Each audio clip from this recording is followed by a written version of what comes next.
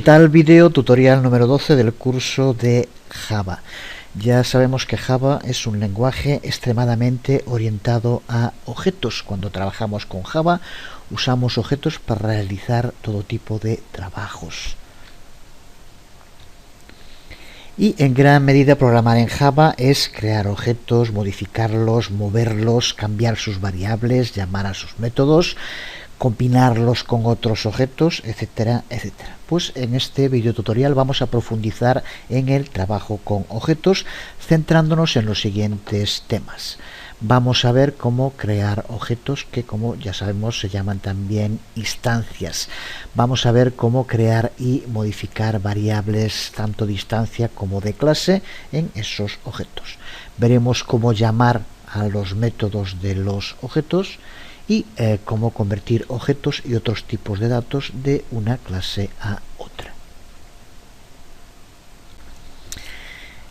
Con lo que llevamos de curso ya sabemos que cuando escribimos un programa Java lo que vamos a hacer es definir un conjunto de clases, y también ya sabemos que las clases son plantillas usadas para crear objetos.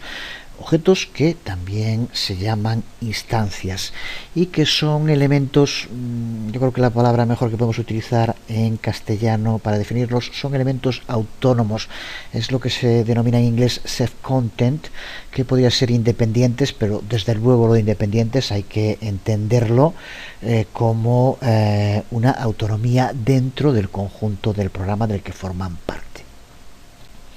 Self-contained, que en una traducción literal sería algo así como autocontenidos, pero que hace referencia justo a esto, a su característica autónoma. Los objetos funcionan por sí mismos, aunque tienen sentido formando parte de un programa al relacionarse con otros objetos. Si recuerdas, lo veíamos cuando poníamos el ejemplo del equipo de música, que estaba formada por objetos como los altavoces. Unos altavoces son un ejemplo de un objeto autocontenido o autónomo, pero lo cierto es que no tiene mucho sentido los altavoces sin un reproductor o una radio que haga que puedan reproducir sonidos. En definitiva, los objetos son elementos autónomos dentro de un programa con características y datos relacionados. En la mayoría de los casos usamos las clases solo para crear instancias y trabajar con ellas, para trabajar con estos objetos. Por eso vamos a ver en profundidad cómo trabajar con los objetos que creamos a partir de clases. En el curso, con el primer tipo de objetos con el que trabajamos fue el tipo de objetos string. Ya dijimos en aquel momento que aunque los strings son objetos, son un tipo especial de objetos, incluso por el modo en el cual podemos crear objetos de esta clase string. Vimos en aquel momento que al usar un string literal creamos una nueva instancia de la clase string. Es lo que se denomina en programación en Java la creación de objetos string de modo implícitamente. Así que con este literal string creamos también un objeto de la clase string. Pero ya decíamos en aquel momento que esto era algo especial dentro de los strings y que también podíamos crear objetos strings de otro modo, que es el que se denomina el modo explícito, que es el que vemos aquí y que es mediante el uso de la palabra clave new. Y volvemos a repetir ahora esto porque el modo más común de crear objetos de una clase es mediante el uso de la palabra clave new.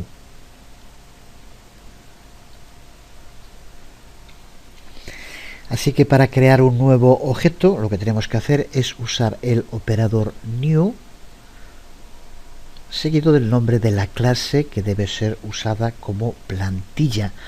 Y el nombre de la clase va a ser seguido siempre por paréntesis. Tenemos aquí varios ejemplos de creación de objetos. Aquí un objeto de la clase string, un objeto de la clase URL y un objeto de la clase delta robot.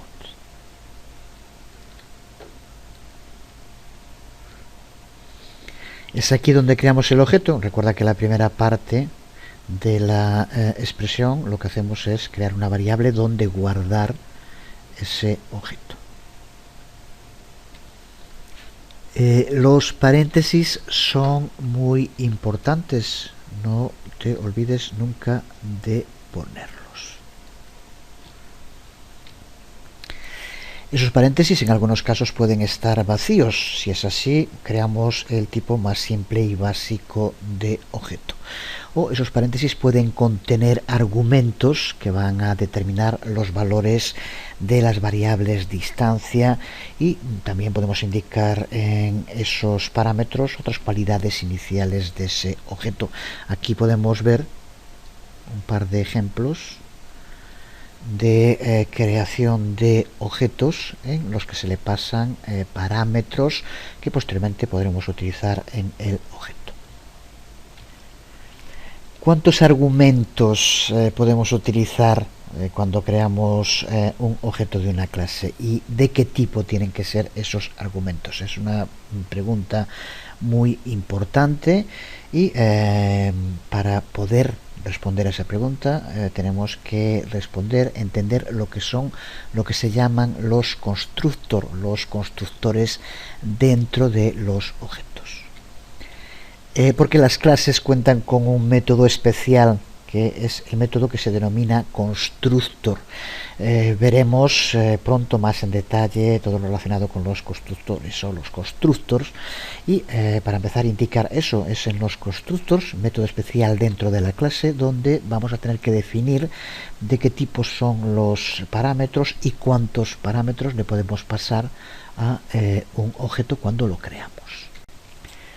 Si estamos creando una nueva instancia de una clase y le pasamos un número equivocado o un tipo de argumento equivocado, o si no le pasamos los argumentos que el objeto está esperando que se le pasen, entonces tendremos un error de compilación en Java. Vamos con un primer ejemplo práctico en el que vamos a crear dos objetos de una misma clase a los que vamos a pasarle un número y un tipo distinto de argumentos. Vamos a usar una clase de la librería de clases de Java. Se trata de la clase String Tokenizer, que forma parte del paquete de Java Util. Esta clase nos permite dividir un string en una serie de strings más cortos llamados tokens, aplicando para ello algún tipo de carácter o caracteres como delimitador. Por ejemplo, en este string que aquí vemos, el uso de esta clase, en este caso de dos métodos de la clase, hasMoreTokens, mientras siga habiendo más tokens, y en token, que hará que aparezca el siguiente, va a utilizar como delimitador uno de los que por defecto utiliza esta clase, que son los espacios. Y por tanto devuelve, como vemos, aquí tenemos la salida, tantos substrings del string al que aplicamos esta clase String Tokenizer como espacios se encuentra, que es lo que aquí vemos. Esta clase por defecto usa un conjunto de caracteres para llevar a cabo esta ruptura en strings más pequeños, que son justo los que aquí aparecen, que sería el espacio, que es el que hemos utilizado nosotros ahora, pero también el tabulador, nueva línea, retorno de carro y el form fit. Estos son los que utiliza por defecto, pero también nos permite indicar nosotros qué carácter queremos que utilice como delimitador. Y es justo lo que vamos a hacer ahora en el programa que vamos a crear.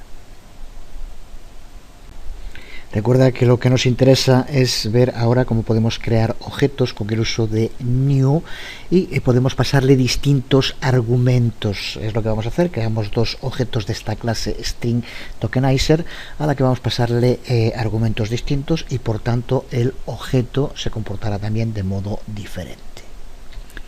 Así que vamos allá, dentro de la carpeta donde vayas guardando los programas que creamos para el curso, dentro de ese proyecto, crea un nuevo archivo al que vamos a llamar, por ejemplo, probar token Java. Y para empezar, lo primero es importar la clase que vamos a utilizar, de la que ahora hablábamos, string tokenizer de Java Utility, así tal como está. A continuación creamos la clase probar token.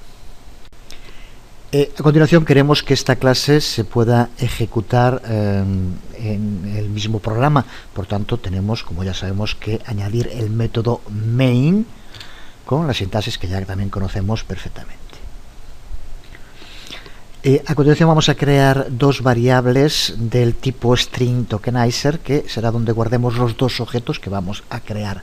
Así que empezamos por crear estas dos variables, a las que vamos a llamar st1 de string 1 y st2.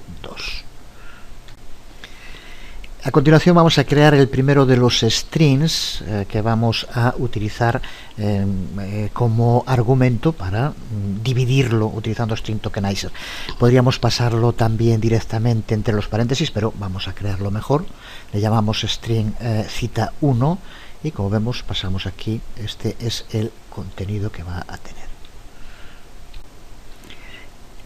A continuación vamos a instanciar el primer objeto de la clase string tokenizer, que como decíamos vamos a guardar dentro de cada una de estas variables, primero para empezar en st1, y como ya sabemos, para instanciar un objeto de una clase tenemos que utilizar la palabra clave new. Es lo que vemos que hacemos exactamente aquí, pero observa como aquí a este objeto de la clase string tokenizer como argumento le pasamos simplemente el string cita1. Ya comentaba que aquí podríamos exactamente igual poner el propio string y nos valdría, pero solamente le pasamos este argumento. Y a continuación ya lo que vamos a hacer es utilizar systemoutPrintln y un método de string tokenizer para que nos muestre en cada uno de ellos los distintos tokens que va a ir creando. Este es el código que aquí vemos y como vemos nos va a devolver 3 tokens y esto será un string al que aparecerá token 1 y ahora aquí después, como vemos, es este t1 y el uso de ese método del que hablábamos antes, nestToken. ¿Qué carácter utiliza aquí para llevar a cabo la separación? Decíamos que esta clase string tokenizer cuenta con una serie de métodos de caracteres por defecto. Uno de ellos es el espacio en blanco, que aquí es el que aparece. Pues es el que va a utilizar para separar las distintas partes del string. Tal como está, el código es ya totalmente funcional. Aquí tenemos una advertencia porque hemos creado una variable que no usamos, pero no produce ninguna incompatibilidad para que no se pueda ejecutar el código. Si lo ejecutamos tal como está, lleva a cabo, como vemos, mediante el uso de nestToken, la separación en 3 tokens coincidiendo con los espacios que aparecen. Pero vamos a crear ahora un segundo string al que vamos a llamar, por ejemplo, cita2, en el que, como vemos, de nuevo aparecen caracteres espacio, pero aparecen también otros caracteres como arroba. Vamos a ahora crear un nuevo objeto de esta misma clase, string tokenizer, pero pasándole distintos argumentos. Vamos a crear ese segundo objeto de la clase string tokenizer, que vamos a guardar en la variable st2, de nuevo con el uso de new, pero observa ahora como este objeto le pasamos como argumentos 2 en lugar de 1 como era antes. El primero es el string que vamos a utilizar, pero el segundo, en lugar de utilizar los caracteres por defecto como hacíamos antes, le indicamos también cuál es el carácter que queremos que use para llevar a cabo la separación, la división del string, que en este caso es la arroba, como aquí vemos. Por tanto, por un lado nos vemos cómo funciona esta clase string tokenizer, pero lo que nos interesa sobre todo ahora, cómo podemos crear objetos de una clase con comportamientos distintos al pasarle distintos argumentos, como aquí estamos viendo. El resto del código muy similar al que usábamos aquí arriba. Aquí tenemos una arroba, por lo tanto este será el primer token. Bueno, que no se vaya a mover ahora. Este será el primer token antes de la arroba. Este será el segundo token. Y este será el tercer token después de la segunda arroba. Así que lo ponemos así. Queda aquí un poco de espacio, pero eso ya sabes que en el código da exactamente igual. El código está bien escrito. Así que si lo ejecutamos, observa el resultado como dijimos. Este es el primer objeto y este es el resultado del segundo, donde ahora el delimitador es la arroba. No estaría mal que llevaras a cabo una práctica, por ejemplo, cambiando el código para utilizar solo uno de los strings y viendo el resultado distinto si se utilizan los delimitadores por defecto o uno que indicamos. Es un pequeño cambio en el código que no te tiene que ser nada complicado y ver el resultado final.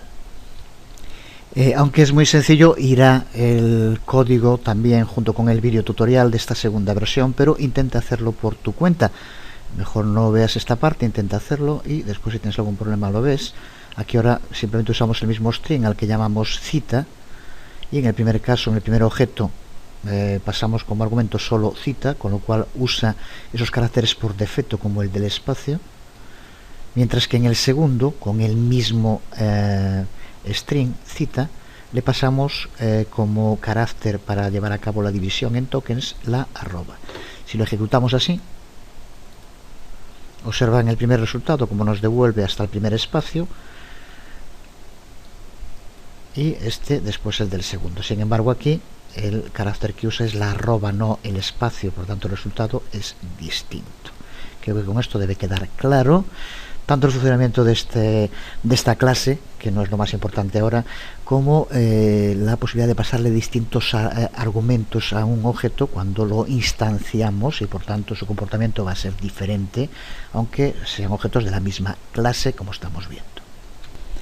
En fases más avanzadas del curso, en el que iremos creando aplicaciones cada vez más complejas, en una en concreto en la que accederemos a bases de datos mediante el uso de JDBC, veremos cómo el uso de la clase String Tokenizer nos permite recuperar información de, por ejemplo, en este caso de Yahoo Finanzas, y separarla según nos interese gracias al uso de los caracteres que nos permite hacer la clase String Tokenizer. Será en su momento. Veamos ahora un poco más en detalle lo que hace la palabra clave new. Imprescindible siempre que queramos crear objetos, pero hace más cosas que resumimos aquí. En primer lugar, cuando utilizamos la palabra clave new, lo que se hace es crear una nueva instancia de la clase que se indique, cuyo nombre irá después de la palabra new.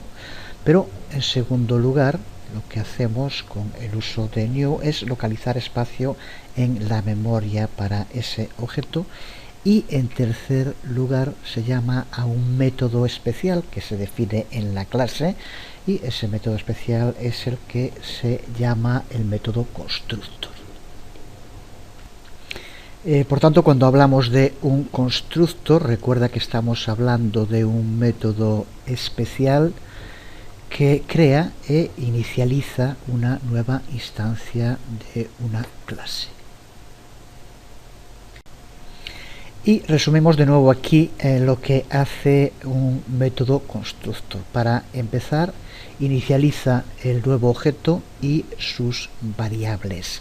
Crea también cualquier otro objeto que ese objeto necesite. Recuerda que un objeto puede tener herencias de otros objetos a los que sea necesario llamar. Ese método constructor ejecuta también cualquier otro tipo de operación que el objeto necesite para poder inicializarse. Y en distintas definiciones del constructor para una clase puede tener también un número diferente de argumentos o también un tipo diferente de argumentos. Cuando usamos new podemos especificar diferentes argumentos dentro de la lista y el constructor correcto para esos argumentos es el que va a ser llamado. Es lo que acabamos de ver en el programa anterior. Programa anterior en el que distintas definiciones del constructor habilitaban a la clase string tokenizer para llevar a cabo diferentes cosas según el uso que hiciéramos del operador new. Cuando creemos nuestras propias clases es ahí donde vamos a poder definir cuántos constructores necesitamos para poder implementar las funcionalidades de esa clase.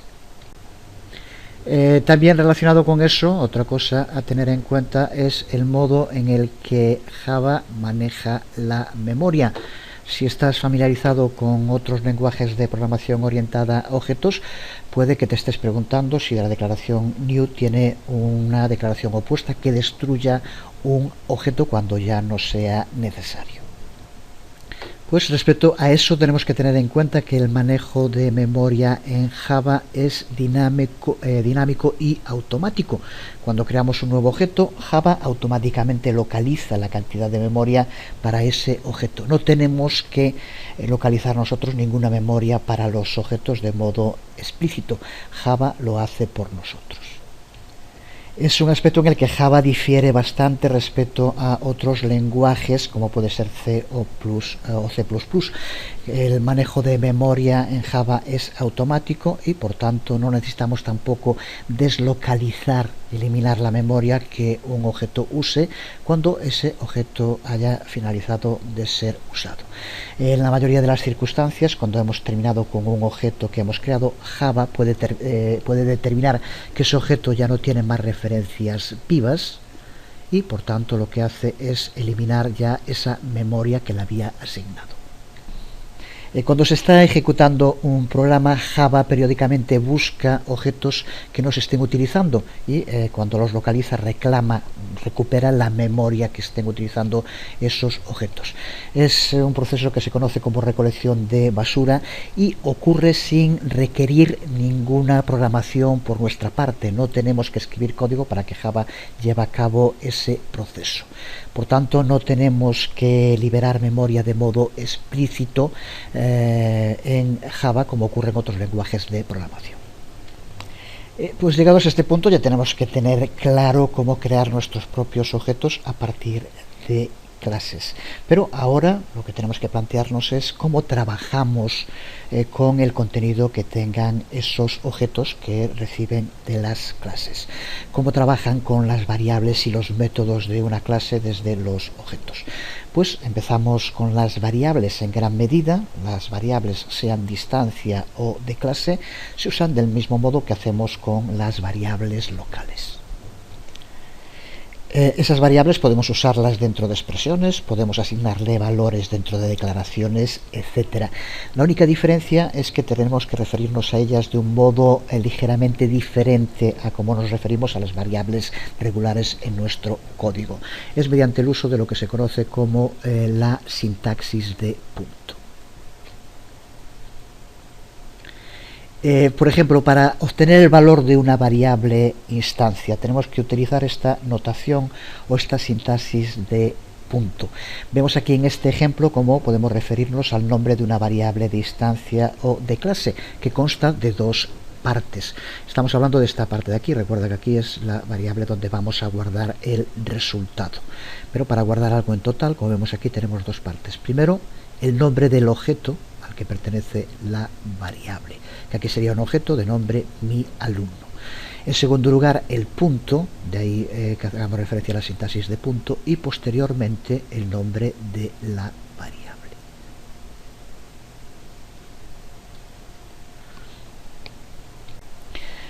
Por tanto, la sintaxis de punto, que se conoce también como dot notation en inglés, es un modo de referirnos a las variables y veremos en un momento también a los métodos que pertenezcan a un objeto. Para ello ponemos el nombre del objeto, el punto y el nombre de la variable o método al que queremos referirnos.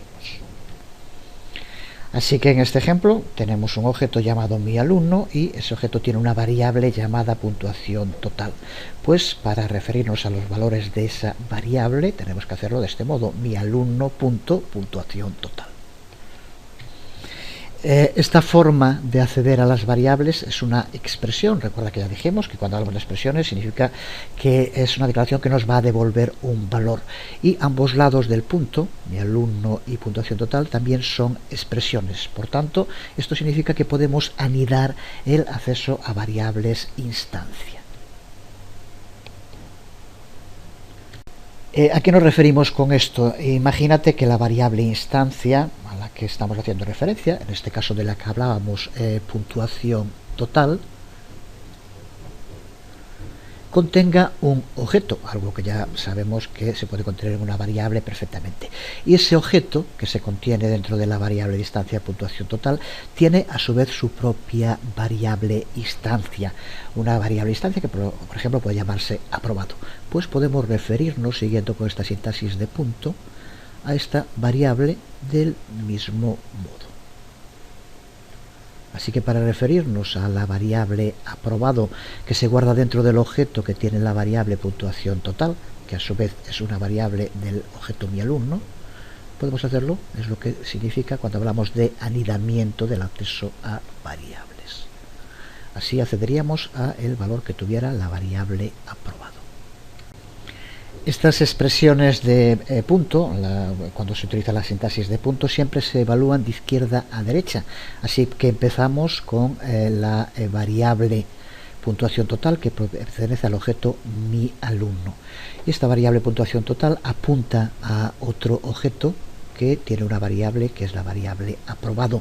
Así que por lo tanto aquí terminaríamos con guardando dentro de esta otra variable el valor de la variable aprobado. Si en lugar de querer acceder al valor, lo que quisiéramos era cambiar o asignar un valor a esa variable, es igual de sencillo. Simplemente lo que tenemos que hacer es añadir un operador de asignación al lado derecho de la expresión. Aquí de este modo lo que haríamos es a la variable aprobado asignarle un valor de true, de verdadero. Vamos a verlo en un ejemplo de programa en Java en el que vamos a volver a trabajar con la clase point que ya hemos visto. Así que vamos a crear un nuevo archivo al que llamamos, por ejemplo, configurar.java. Y como decía, vamos a utilizar la clase point, que es una de las clases de la librería de clases de Java. Así que empezamos con un import. Está dentro de la librería Java AWT, así que así ya tenemos acceso a esta clase. A continuación vamos a crear nuestra clase, configurar punto, y queremos que se pueda ejecutar con un programa, así que por lo tanto vamos a crear también el método main, la estructura básica para un programa Java que ya conocemos también de tantas otras ocasiones. A continuación vamos a crear un objeto de la clase point, haciendo lo que ya sabemos, utilizando la palabra clave new y pasándole unos argumentos, que en este caso son los puntos x e y, que son los que nos pide un objeto que pertenezca a esta clase. Así que lo que hacemos es, dentro de una variable de tipo point, guardar el nuevo objeto que creamos, que como vemos está localizado en 413, valor x, valor y. Veamos entonces ahora cómo acceder a los valores que tenga estas dos variables x e y. Vamos a hacerlo con systemoutPrintln. Para empezar ponemos un string para que después aparezca con un texto que tenga cierto sentido, así que para empezar pues ponemos cualquier texto. Empezar localización. Y ahora lo que queremos es poder acceder a los valores que tienen estas variables x e y dentro de point. Pues como sabemos, para hacerlo tenemos que utilizar la sintaxis de punto, la dot notation. Y tenemos que hacer referencia al objeto, que en este caso recuerda que lo tenemos guardado dentro de la variable localización, y posteriormente el nombre de la variable. Así que para el primero de ellos lo hacemos de este modo: localización.x. Y para y hacemos exactamente lo mismo.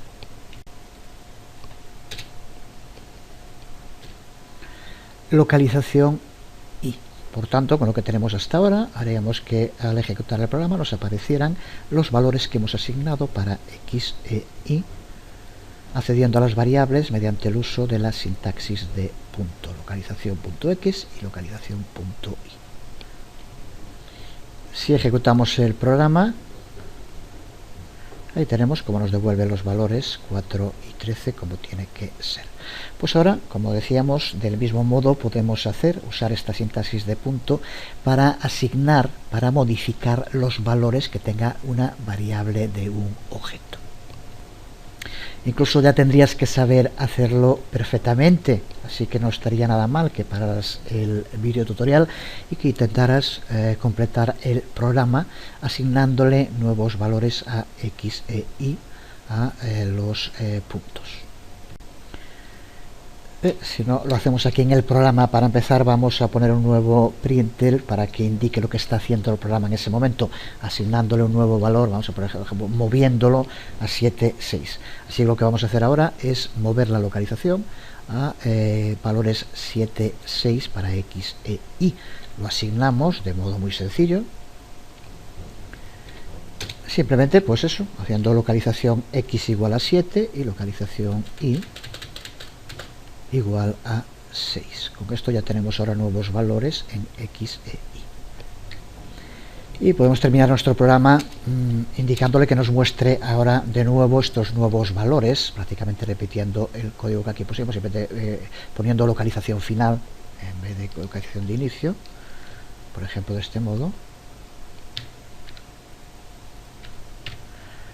Ahí tenemos el programa en el cual accedemos a los valores que tienen las variables de un objeto y modificamos el valor que tienen las variables de un objeto gracias al uso de la sintaxis de punto, que es lo que nos interesaba ahora ver.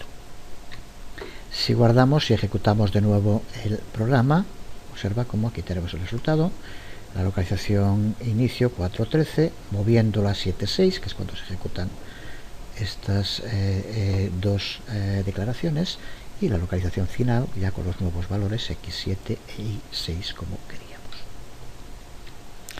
queríamos. Como ya sabemos, además de las variables de instancia, existen también las llamadas variables de clase. Se tratan de variables definidas y almacenadas en la clase misma.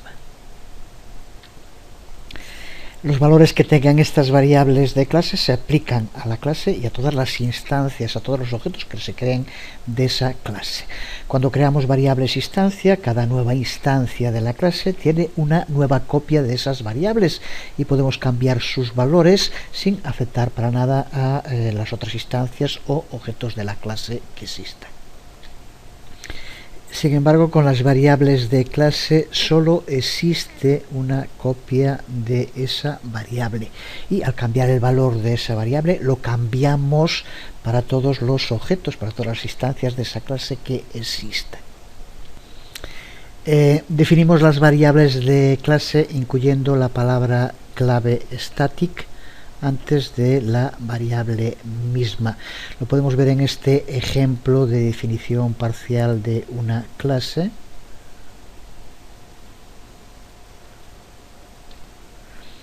En la que cada instancia de esta clase va a tener sus valores propios para nombre y para edad, pero la variable de clase apellido tiene solo un valor para todos los miembros de esta clase, de la clase miembros familia. Sin embargo, si cambiamos el valor que tenga la variable de clase apellido, todas las instancias de la clase miembros familia se ven aceptado y todas cambiarán el valor que tiene esta variable. De ahí el uso de esta palabra clave static, fijado en un lugar. Si una clase tiene una variable static, cada objeto de esa clase tiene el mismo valor para esa variable.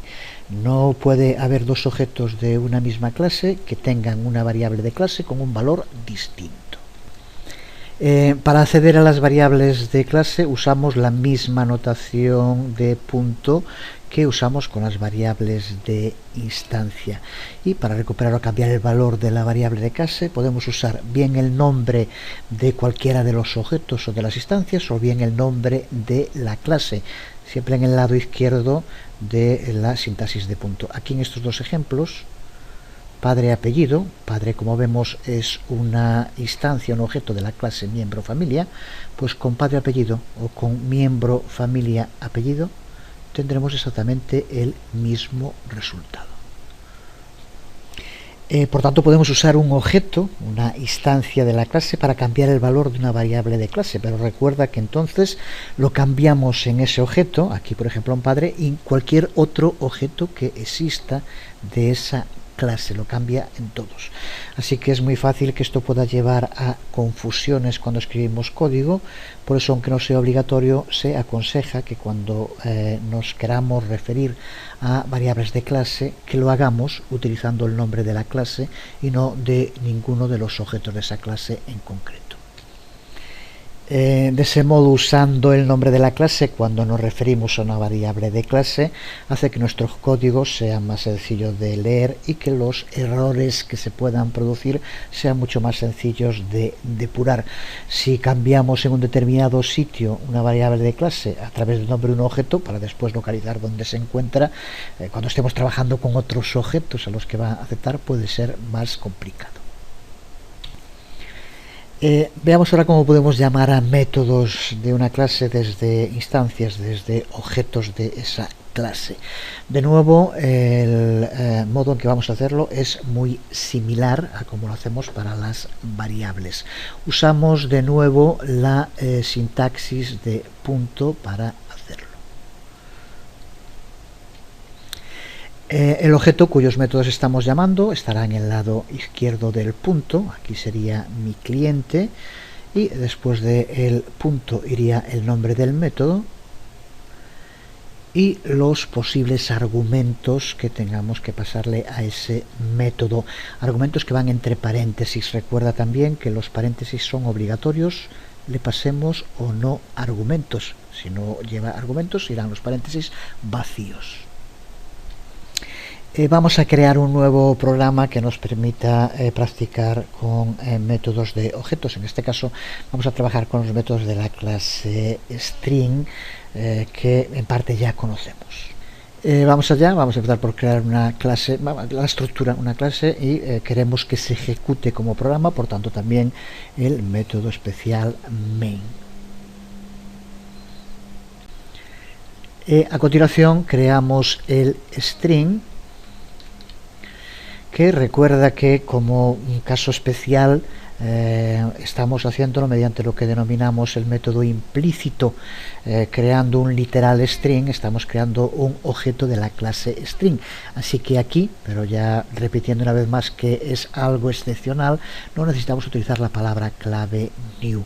De este modo tenemos ahora un objeto de la clase string de nombre str y con el contenido que aquí vemos.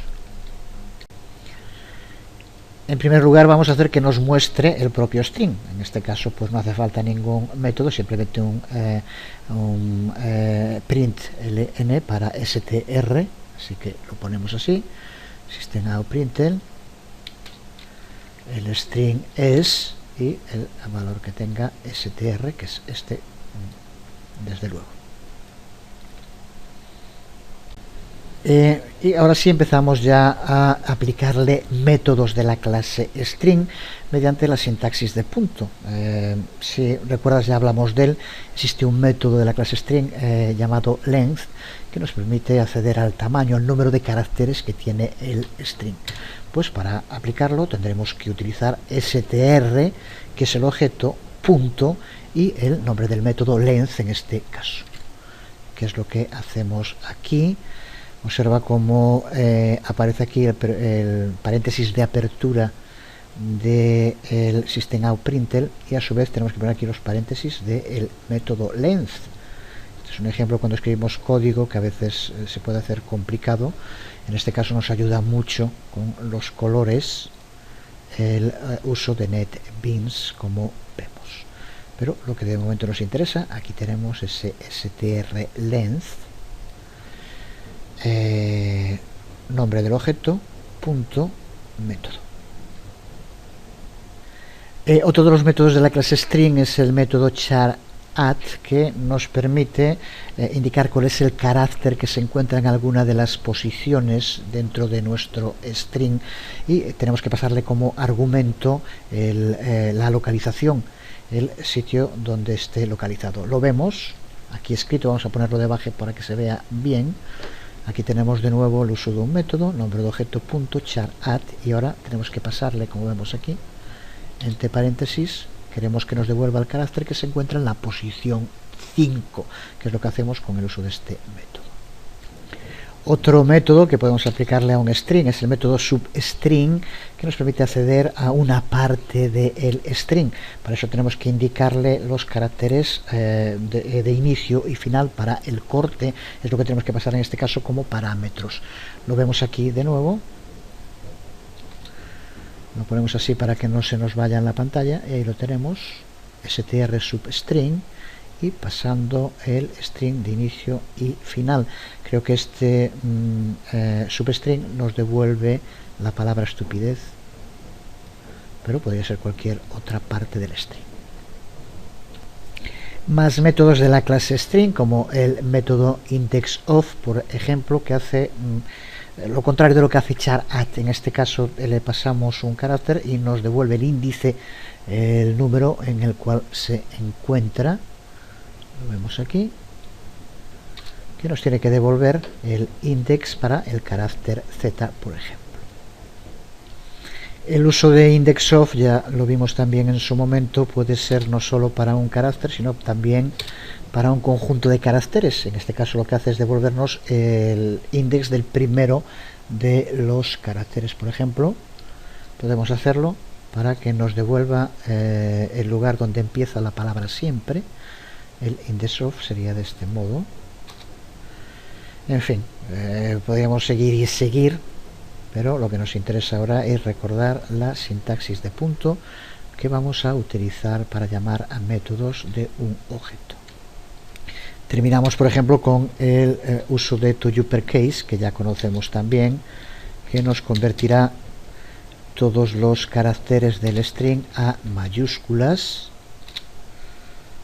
hecho del mismo modo. Si ejecutamos el archivo,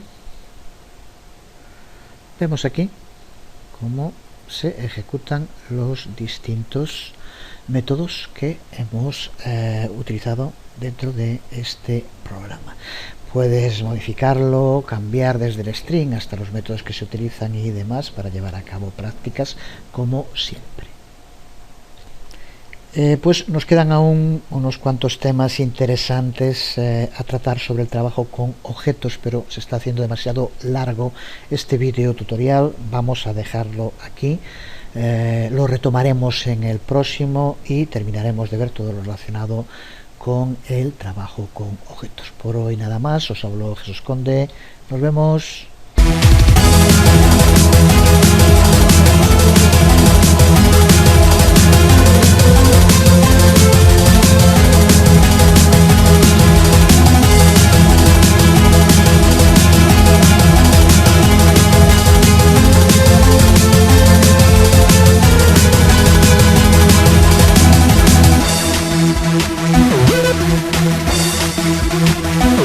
Thank you.